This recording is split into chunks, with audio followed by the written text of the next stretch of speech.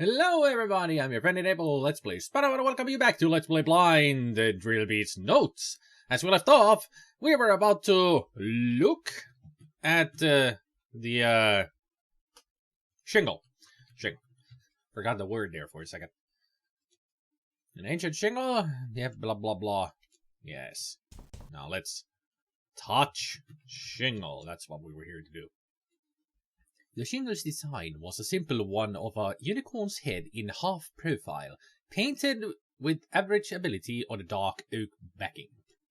As I pressed my fingertips to it, however, the design seemed to extrude from its backing like a hologram, and seemed to draw closer until my vision was filled with wood grain and mediocre brush strokes. I could vaguely detect the professor speaking to me, on the very edge of hearing, but by the time I realized it, I was already gone.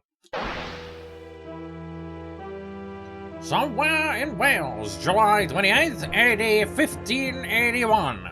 Man, we went back in time a lot. I wasn't really expecting they'd go to the 16th century. I mean, seriously. Well, we're here then.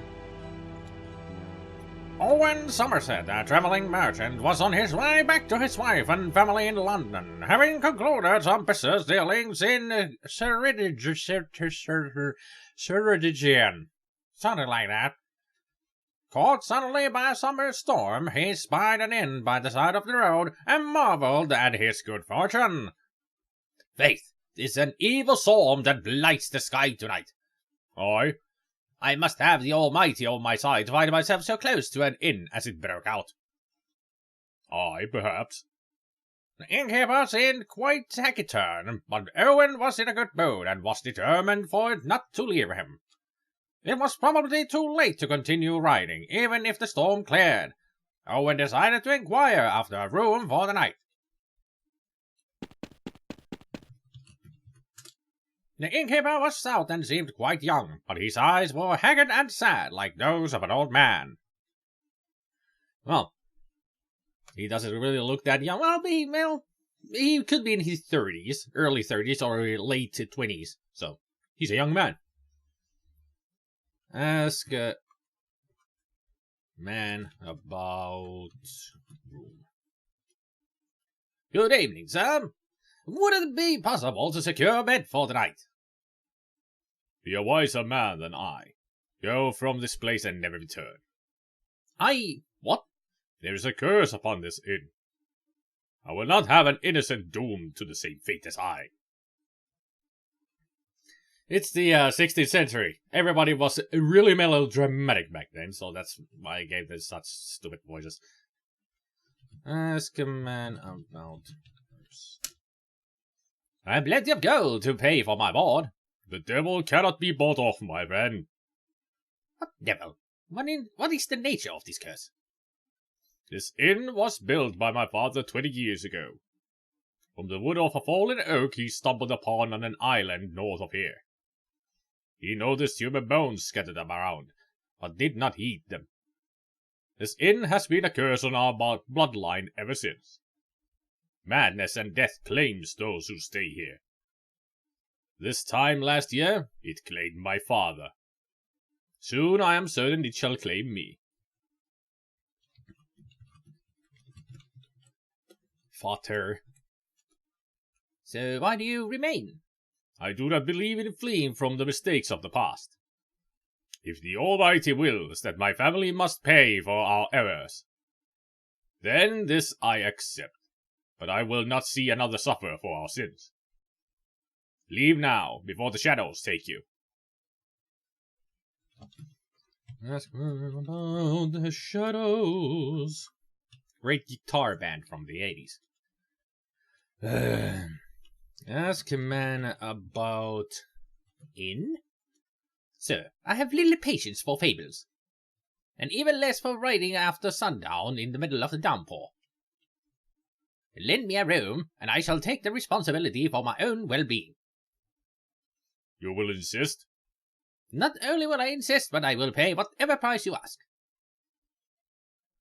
Go, then. Take the upstairs room, and if you remain by the morn, you shall pay nothing at all. Well, free room. That's always good. Even back in the day, it was good. Is there anything else we can ask? Ask man about himself. I shall retire then. I hope you will not come to regret your haste. Okay, I guess I'm not gonna be asking about anything. Just go. I guess room of the Unicorn was a little bare, but quite functional. 2 beds and a dresser were the only furniture, and a set of stairs was the early exit.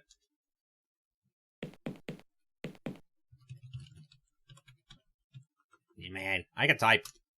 A slightly decorated wooden dresser stood in the corner. The beds were simple, peasant fare. The mattresses no doubt stuffed with prickly straw, but they would have to suffice. Go to sleep. Owen lay himself down, intending only to test the bed's softness, but in his exhaustion, he quickly succumbed to sleep. Sounds like fire. In the early hours of the morning, something jolted Owen from his slumber. A piercing sound? No. A piercing smell. Nothing seemed to be burning in the bedroom, so the smoke had to be coming from downstairs. Come on, just get down there. Look, fire. A blaze had been set before the front door. By whom? The innkeeper?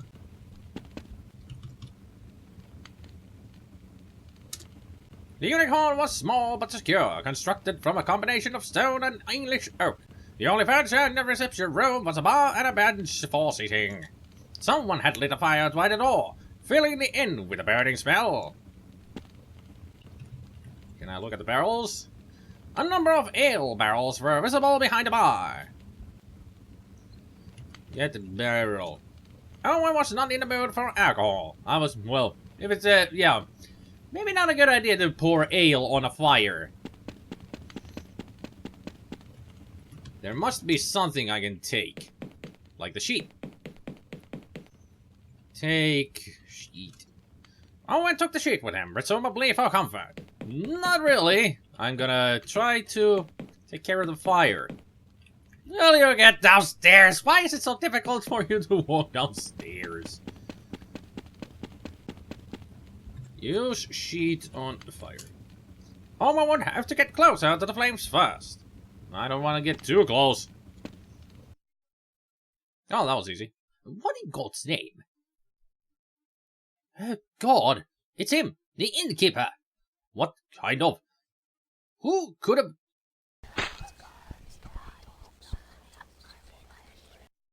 Well! Once again I returned, disoriented from my vision.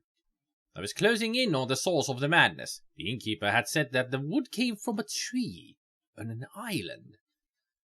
Could that have been Clambrandwen Island? Given what I was seeing, it seemed a valid if worrying possibility. Besides that, it seemed I had no other leads. So what would I do? I was determined not to let the trail end there, if there were just a single clue. Well, we got another paper.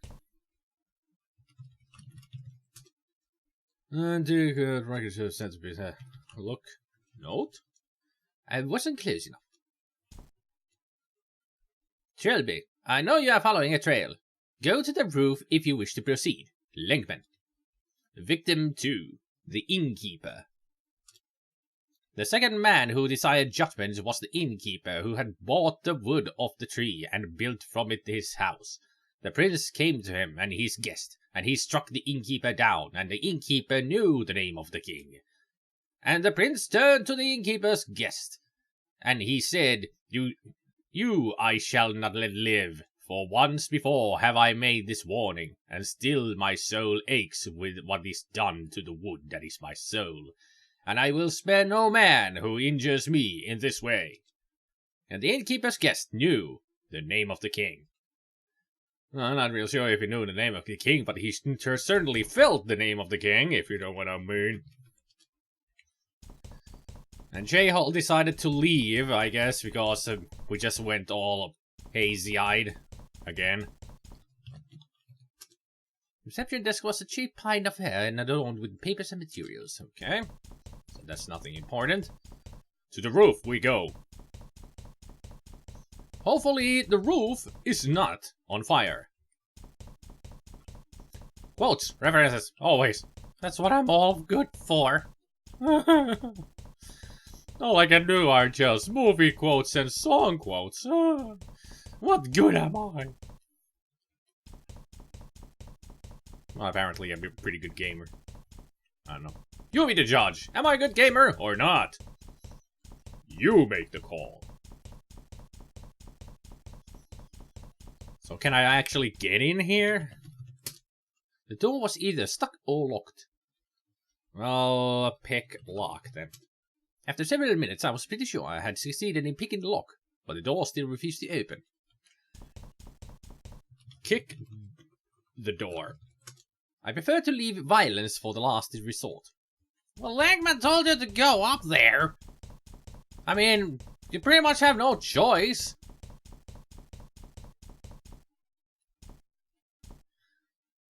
Other world where you come into my world, please. Pocket dimension. Where are you? Thank you. There you are. I still got a suspicion that taking off that corpse from the wall is the key to open the door. Cut down corpse. Pull corpse. 8 bill.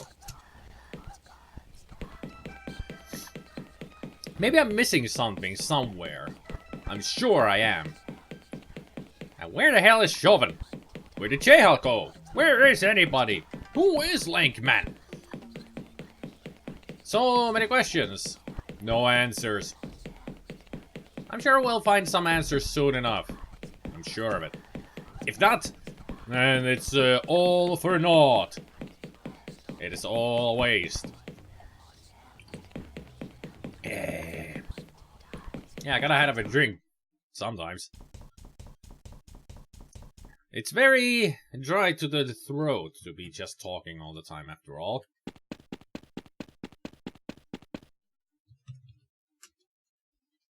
It was a pleasant summer afternoon with only a few clouds to add the picturesque feel to the clear blue sky. The beige frontage of the Glambrand Hotel was to the north. Bizarrely, there was a porcelain arm laid out on the path in front of the main entrance. I took the arm with me. Oh, now I know. Now I know. I gotta gather up all the body parts and complete the corpse on the wall. So we got one arm. So one arm to go. One arm, 2 legs, and a head to go. Whoop-de-doo. Stop shaking the goddamn table. I noticed the camera swaying. Actually, that is a leg on there. Get legs. I was right. That was something. I thought it would be just paper, like he said, and paper and other stuff, but it was a leg. And there's the other leg. No, I'm not trying to open the door. Get the leg. Now we can open the door. Open the door, get on the floor, and get the hell out of here.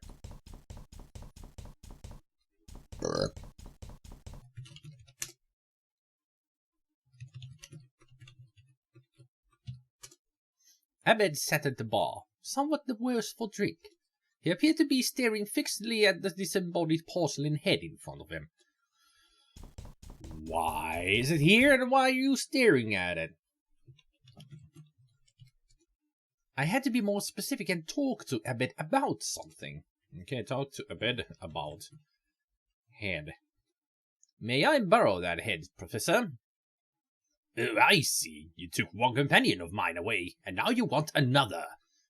Abed, it's just a head. What could you possibly need it for? You don't understand. No one understands me.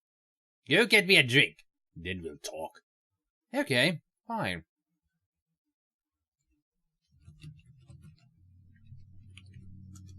Professor, I don't want to talk to you anymore. If you're not gonna get me a drink, you can shovel.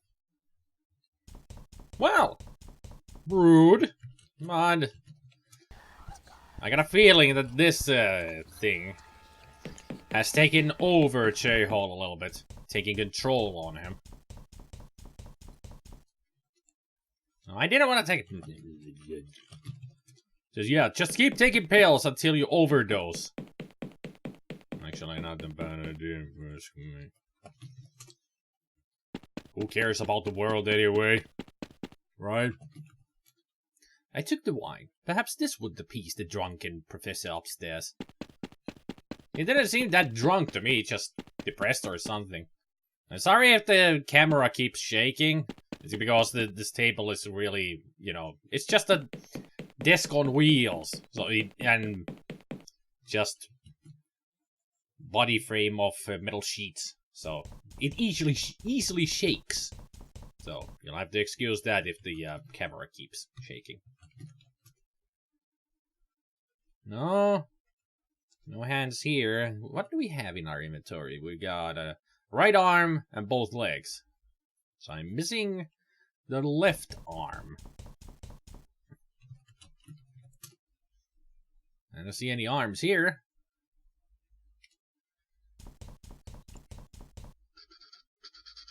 The head is in the bar. Reception desk had, in the office room had that.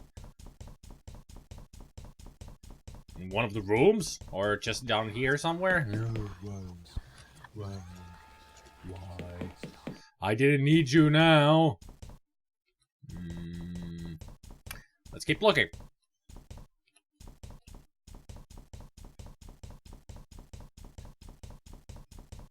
He's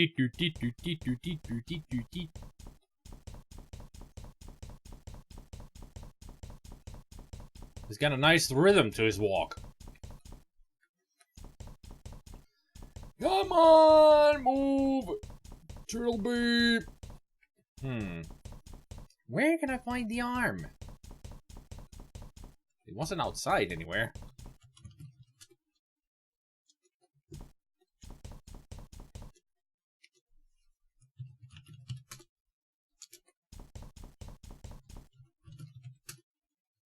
Ah, there it is. It's in my room. Come on. I know how typing is to be done. And that is not the way to be it done. I usually know my way blindly around a keyboard. But I usually type too fast. So my fingers get mixed up on which button to push. That's always been a problem with me when I'm typing on a keyboard. Just try too fast. When I shouldn't try that fast. Just go easier on it, but... Hey, I'm playing a parser game. So... I'm doing a video of it, so... I try to keep a low account on the typos. It's not really working. Professor? Where's he going now? Good question. Let's look around. How about that? Or maybe... Oh god, no. He shifted. And he's dead.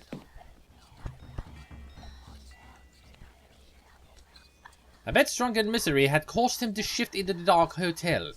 The jolly man of whom I had grown fond lay decapitated on the floor.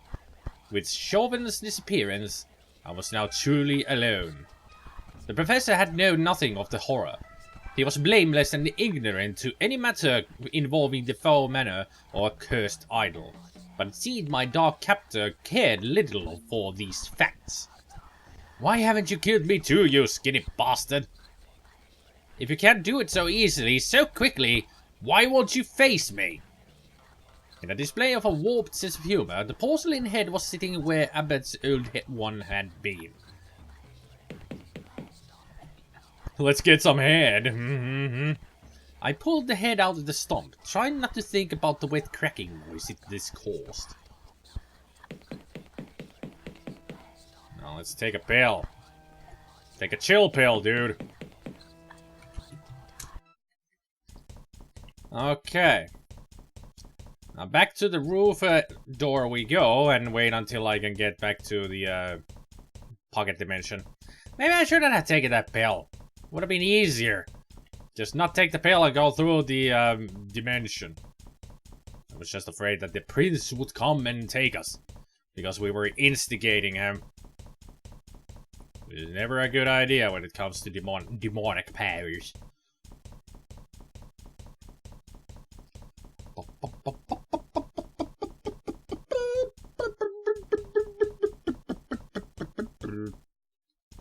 And now we try to get there. La-di-da-dee. There we go. Thank you.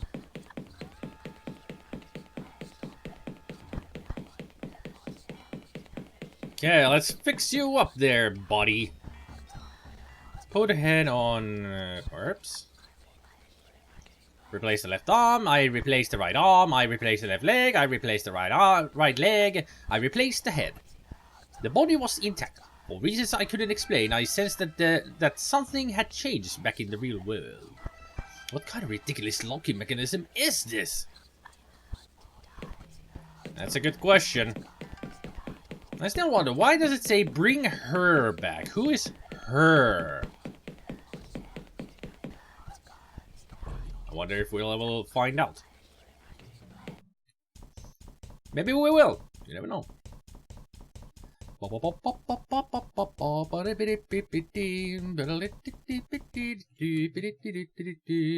Try to open. The view of the island was spectacular, but most of the roofs seemed to be sectioned off by a metal fence. Just about the only feature within reach was a piece of paper held down by a stone. Let's see what it says. Take paper. Lamberton Island, July 28th, 1501.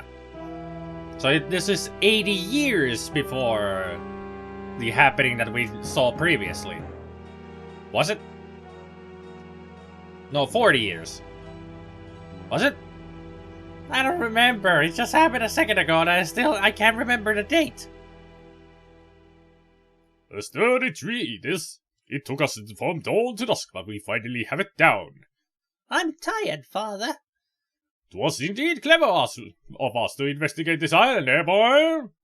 I have never seen such a gigantic oak, nor do I expect to again. But its wood shall keep us in the business of carpentry for years to come. Father, look at those stones. Do you think there was once a house here? It matters not. Why must you always look everywhere but at what matters? This is your... Father? Is something troubling you, Father? Yes. The prince is here. What did Boyle do next? Well, he looked...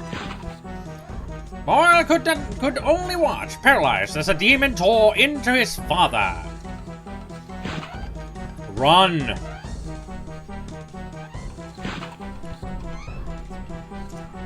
A monstrous man, tall and thin to an inhuman degree, tore at Boyle's father's lifeless body with some kind of metal staff.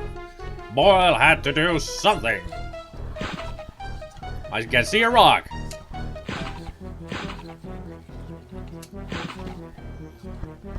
I think you made him mad. Not a good plan there, Boyle. What the hell is this? It hurts. Whoop! Whoop! Hey! Whoa! What the... What the god? I thought I was all alone. What happened to you? After you knocked me out in my room, I woke up and everything was like this. The hotel's ruined. There's blood everywhere. I saw this horrible man. Tall, thin, long black cloak. You know him? Enough to know you're lucky to be alive. He didn't notice me, so I ran up here to hide. How did you get past the door? What door? Trilby, what the hell is going on? I told you what would happen if you followed me into the shadows. This isn't your problem. Take these. What are these? Tranquilizer pills. Take one. When you calm down, the hotel will go back to normal. Why don't you need them? I don't need to run away anymore. Trilby, wait. Where are you going? I know enough now. I know where the wood came from. Perhaps I can find a way to end this. So I was right. The cursed wood came from Clambrimwin Island. But what does that knowledge do to me? Wait a second. I never got around to reading the letter I took from under that rock. Trilby, I am very close to ending this. Meet me in the hotel basement. I must show you my discovery. The other page was another of those religious papers. The Book of Victims. Victim number 1. The Woodcutter. The first of those against whom the prince sought vengeance was the woodcutter, he who had held the axe that first felled the tree. The prince came to him and his son, and he struck the woodcutter down, and the woodcutter knew the name of the king. And the prince turned to the woodcutter's son, and he said, "You I shall let live, for you are young, and are of the innocent, and that you may go among your people and tell them of what I will wrought." Prince, what have you been drinking? You're burping in between your sentences. Naughty man. And the woodcutter's son fled, and told all of what he had seen. But the men of technology are arrogant, and his words were unheeded. Okay. So it's pretty much the whole book is just telling about the people we have seen being slain by the prince. What a weird book. Doesn't really tell anything about the prince himself or the king. I guess the king is the oak tree. Makes sense to me because the oak tree got cut down and the prince gets mad. But I still wonder, what is the name of the king? It must have a name because that's what it... And also, the demon never talked to anybody. Anybody. Do I have anything? I got Speedy Cola, and I got wine, lockpicks. I think Speedy Cola is my way out of this dimension when I need it. Probably. It feeds. Swallow your soul.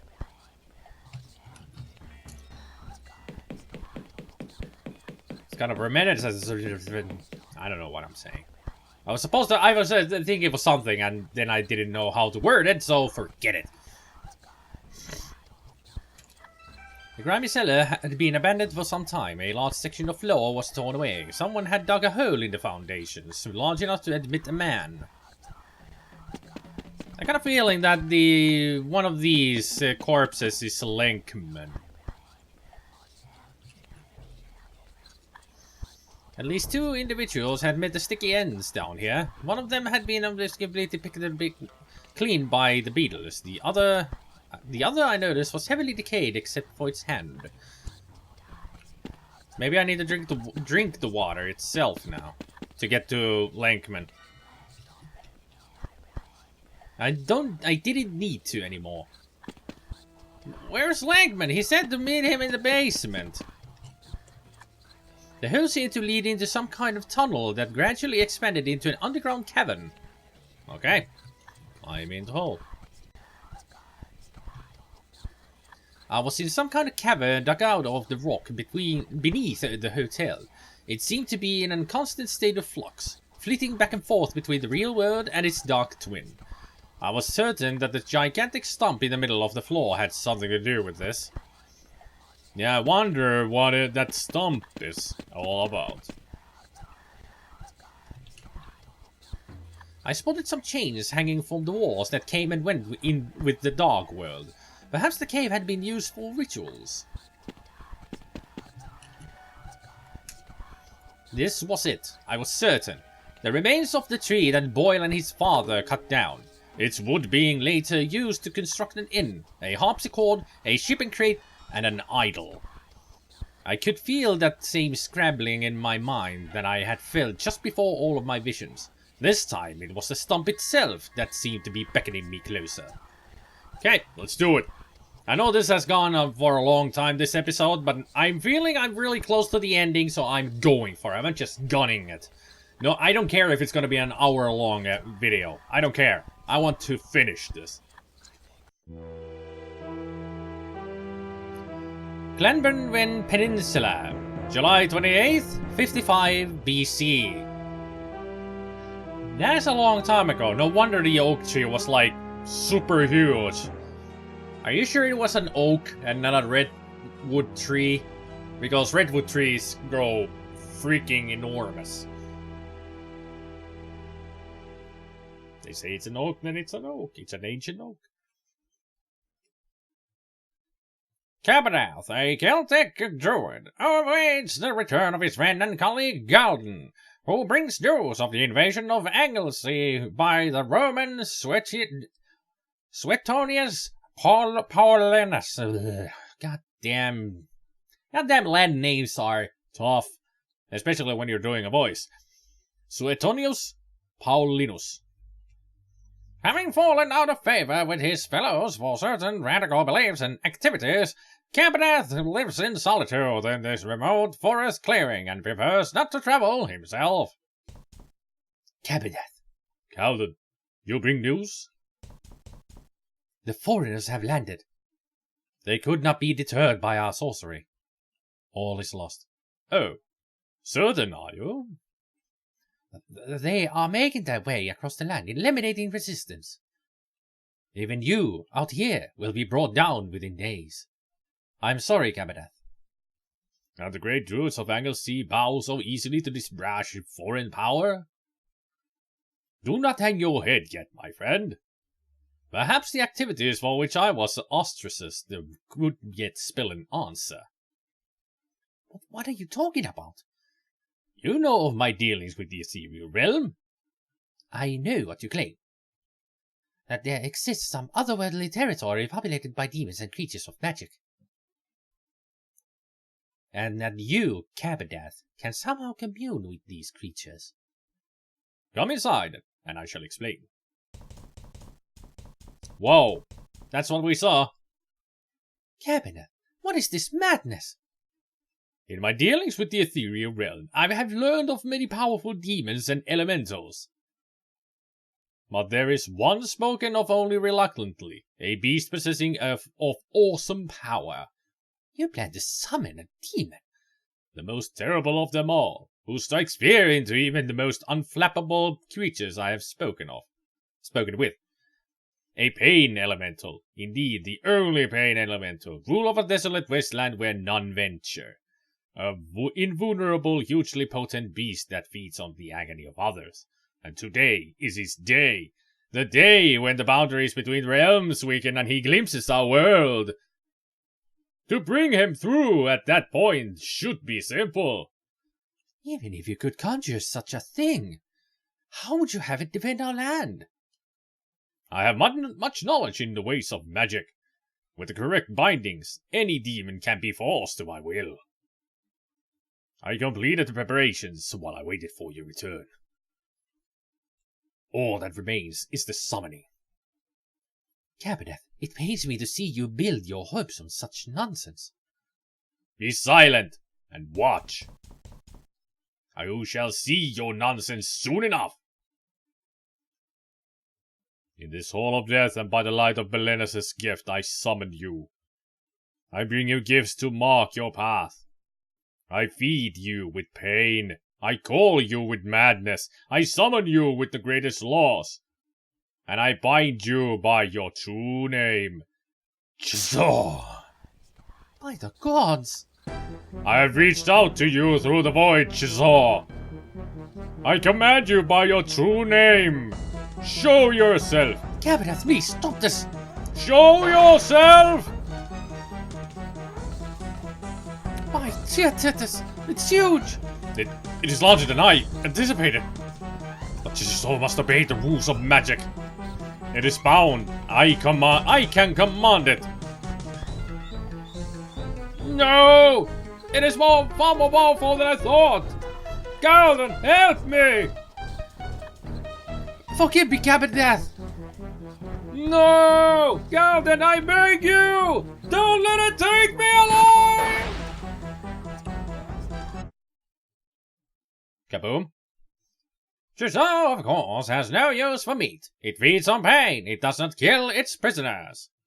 Cabidat's agony was a particularly rare morsel, and Chusseau ensured it would last.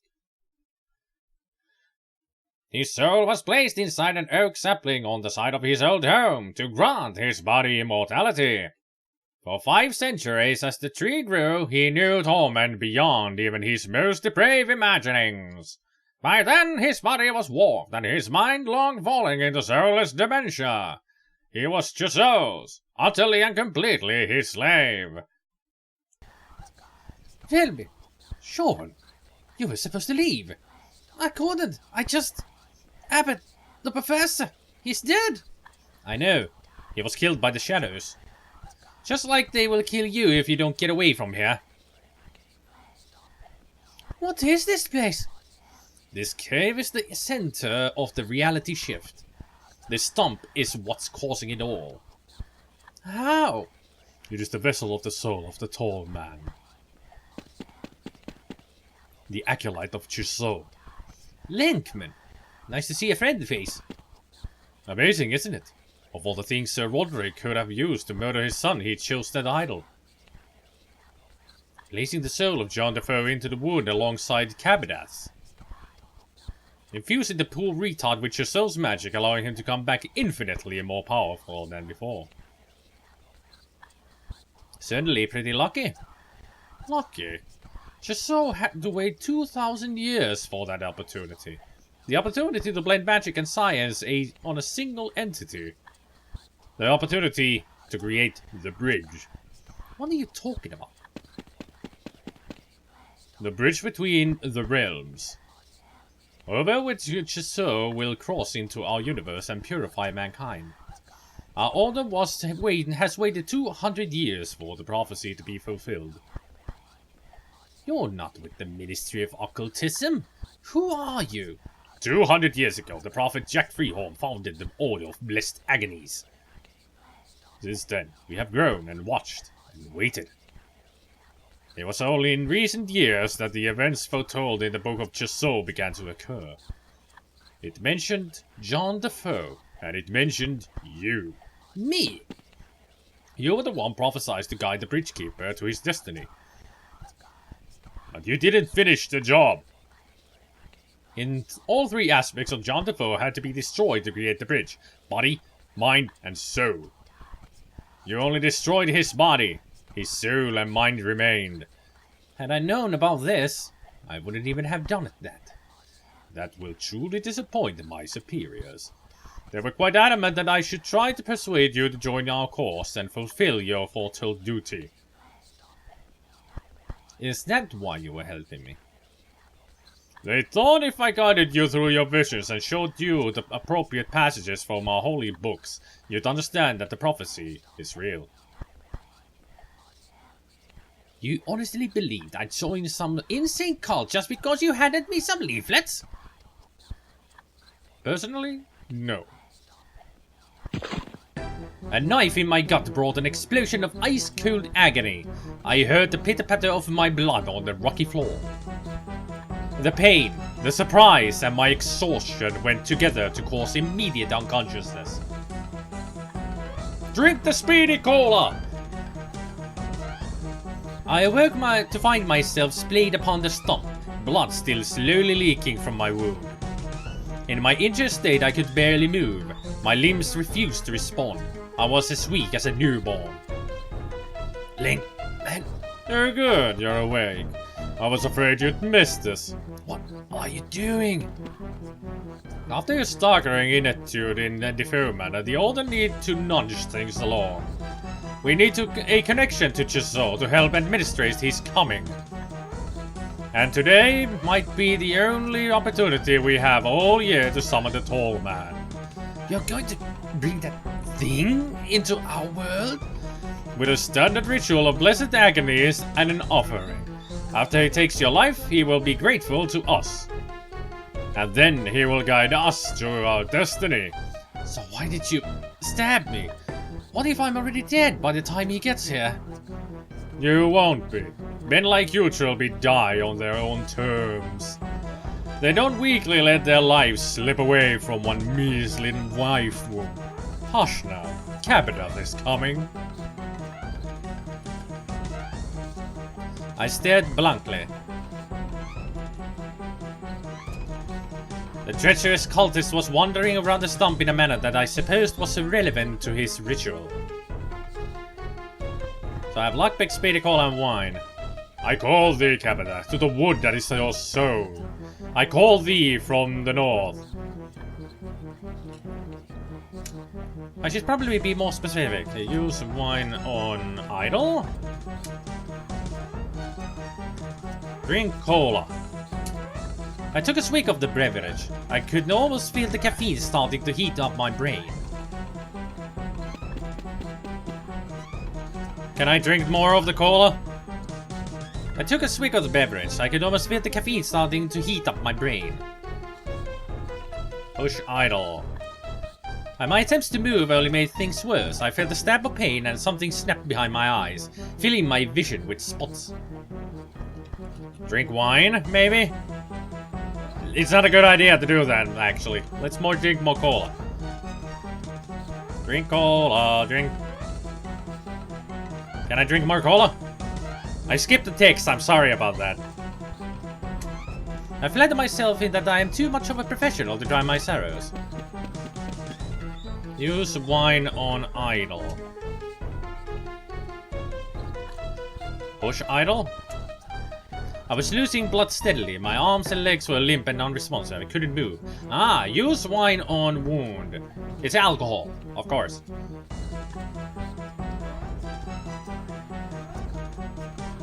Come on, think.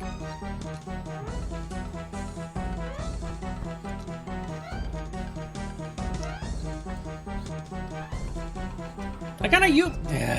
Come on, think. Think.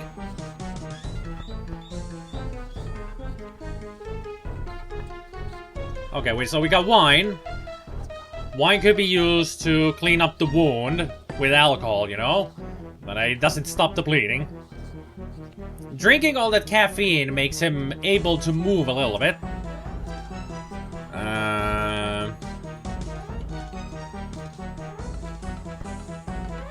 I call thee from the south.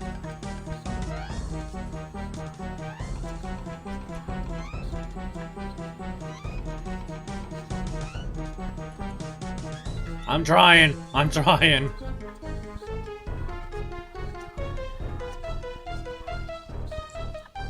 Break wine on idle. How about that?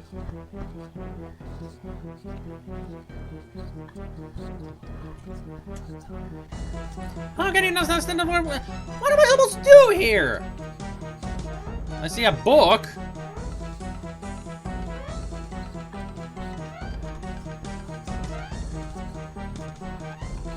From my position, I can only see a small portion of the wavering cavern. I could see the idol of John Defoe on the stump beside me and my bloody waistcoat lying discarded in the corner. With my other senses, I could detect the presence of Chauvin and the redoubtable Lenkman.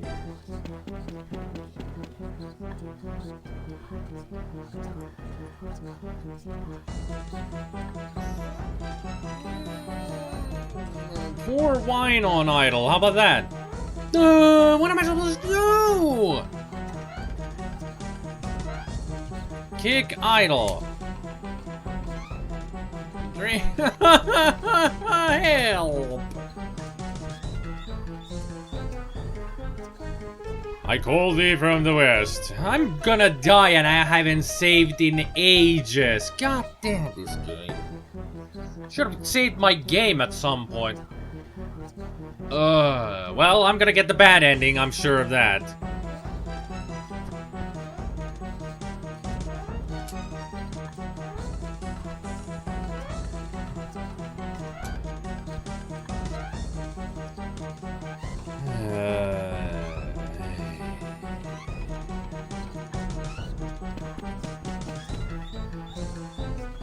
Just kill me already!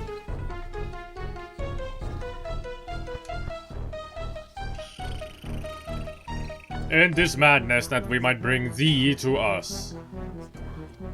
God damn it. I keep on skipping on text because it's... Ah! What am I supposed to do? Yeah, please, end it. Please end this torture already. I don't know what to do.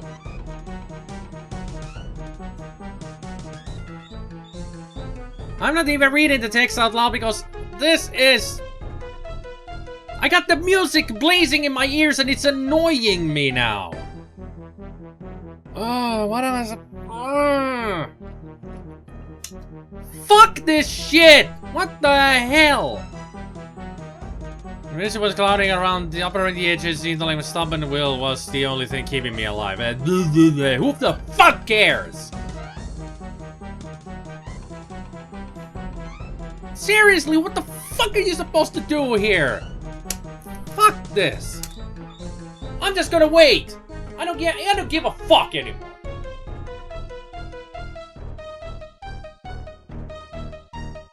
Just end it already. I don't care. Just get over here, Cabadath, and kill Trilby. Come on. Finally. Just kill him already. Or can I now kick the idol? Give wine to Cabadath? Talk to Cabadath? There, finally. This concludes the text of notes found in the Clampron Wind Hotel on August 4th by the SDP. In the time of writing, Trilby remains missing in action. I have no fucking idea what you're supposed to do there, so maybe next time I can actually finish this? Maybe? I don't know. God damn, that was annoying. So next time, let's try to finish this. I am not giving up, but god damn, that was annoying. All the best ideas I had there and nothing worked. What the fuck? Anyway, hope you enjoyed the video. Give me tips, tell me how to play this game through. I am now so fucking fed up with this bullshit.